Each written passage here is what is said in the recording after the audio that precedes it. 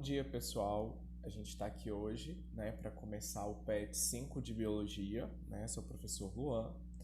E no PET 5 de Biologia aí do Estado de Minas, ele traz para a gente a temática sobre o reino Plantae, Então, o primeiro tópico vão ser as plantas avasculares, também conhecida como briófitas, e a cada semana, vai dando-se continuidade a um grande grupo de plantas.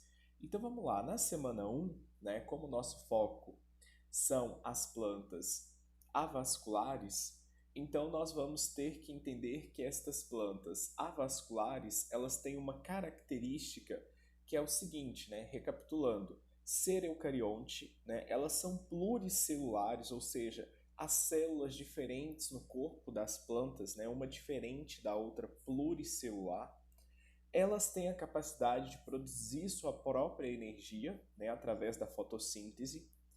A parede celular é composta por celulose, o que também as diferencia da característica dos animais, que não é composta, por celulose. Aí nós temos a membrana plasmática, conteúdo celular. E também a questão da forma de reserva de energia das plantas, que vai ser o amido, tá? Diferente de nós, que utilizamos da via do glicogênio para fazer esse armazenamento. Posteriormente, a gente precisa entender que no grupo das plantas existe uma coisa chamada alternância de geração. Então, a alternância de geração nada mais é do que dizer que a planta ela tem sua fase diploide e a sua fase haploide, Então, nas plantas, nós consideramos como fase diploide a fase esporófita, tá? A fase onde ela tem esporos.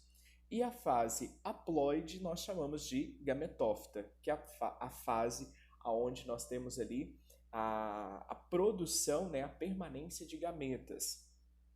E isso vai ser uma característica que separa as plantas entre diversos grupos, tá? Então nós temos os 4 grandes grupos de plantas aí, E estes 4 grandes grupos de plantas, eles têm uma característica que vai ser influenciada também na questão do ciclo de vida.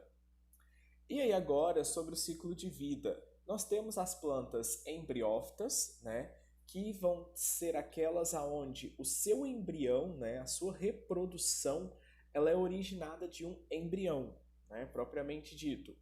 E a talófita é quando o zigoto, ou seja, a célula ovo ali, ela se desenvolve em um talo, tá? Então, essa é só uma questão de nomenclatura. À direita aí para você está a imagem do que vem a ser esta talófita, este talo que é formado aí para o desenvolvimento deste tipo de planta. E aí os grupos de estudo que nós vamos ter serão as briófitas, pteridófita, gimnosperma e angiosperma. Isto, nesses 4 grupos de planta, nós vamos nos atentar aqui hoje somente às briófitas, tá?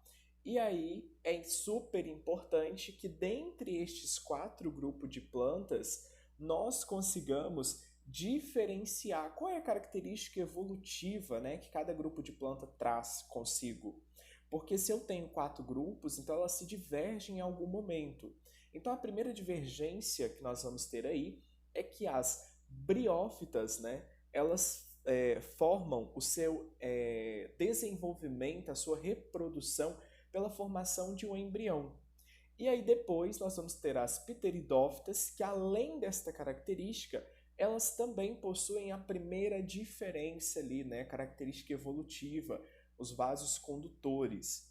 Depois, em gimnosperma, aparece a capacidade de produção de sementes. E, por fim, as angiospermas na produção de flores e frutos.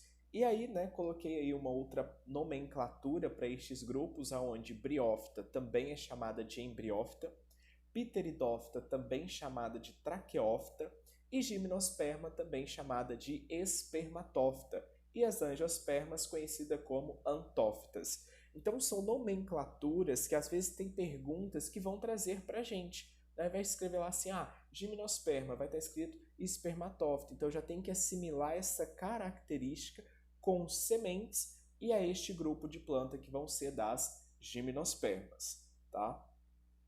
E aí tinha acabado de falar, né, sobre esta questão deste surgimento dos vasos condutores, quando a gente fala de traqueófita, sementes quando se trata de espermatófita, e flores e frutos quando a gente fala das antófitas aí pra gente, tá? No sentido do desenvolvimento dos grandes grupos aí de plantas.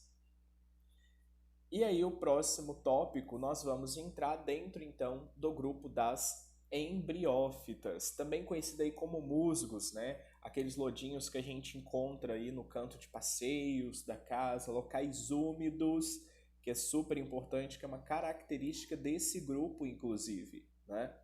Então, primeira coisa, elas apresentam um cauloide, né?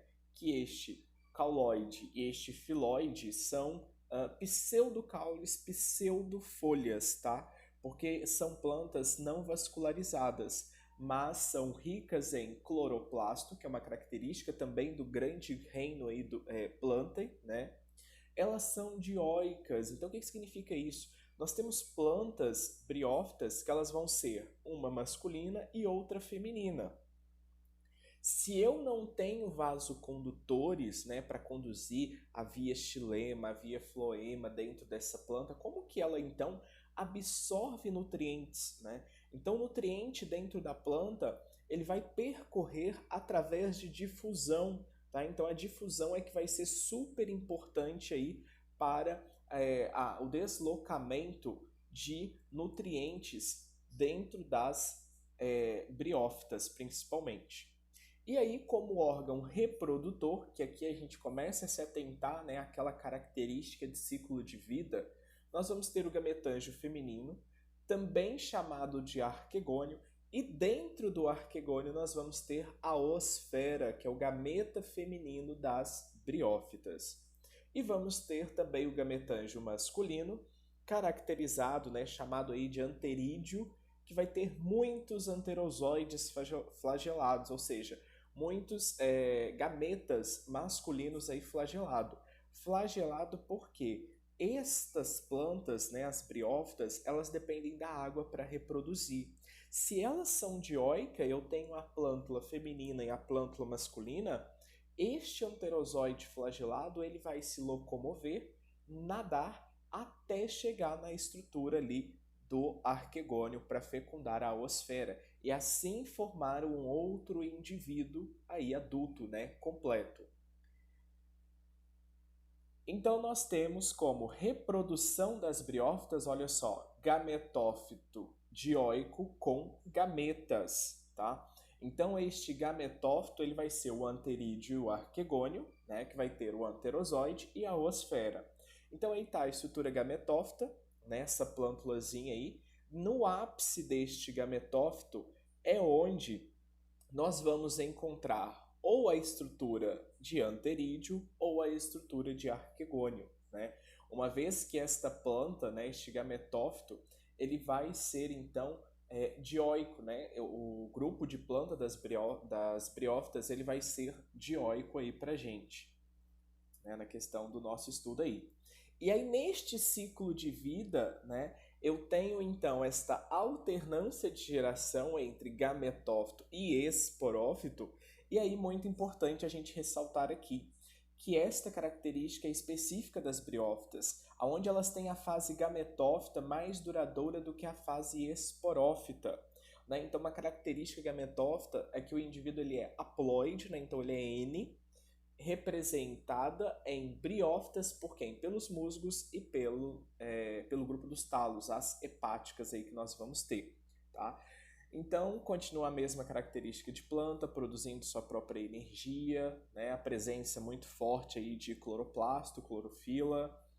E depois a fase esporófita, que ela é diploide, é reduzida, ou seja, até uma fase curta de esporos aí destas plantas do grupo das briófitas principalmente, tá? Próxima característica aí que nós vamos ver, né, dessa alternância de geração, super importante, é que no interior da cápsula, aonde ficam estes esporos, que a gente vai ver como que ela se chama, que vai ser a caliptra, ocorre o processo de meiose, porque lá em divisão celular também, no primeiro ano, né, a gente já viu que as plantas elas passam por divisões celulares do tipo meiótica e mitótica. Então, quando a gente fala de células reprodutivas, a gente está falando que ela sofre meiose. Então, por isso que aqueles esporos eles vão ser haploide, porque a gente quer assim, ué, se uma hora ela é haploide, outra hora ela é diploide, e aí na fase esporófita depois ela volta a ser haploide, como que isso acontece, né? É necessário acontecer a fase meiótica nestas células, então, aí, reprodutivas, beleza?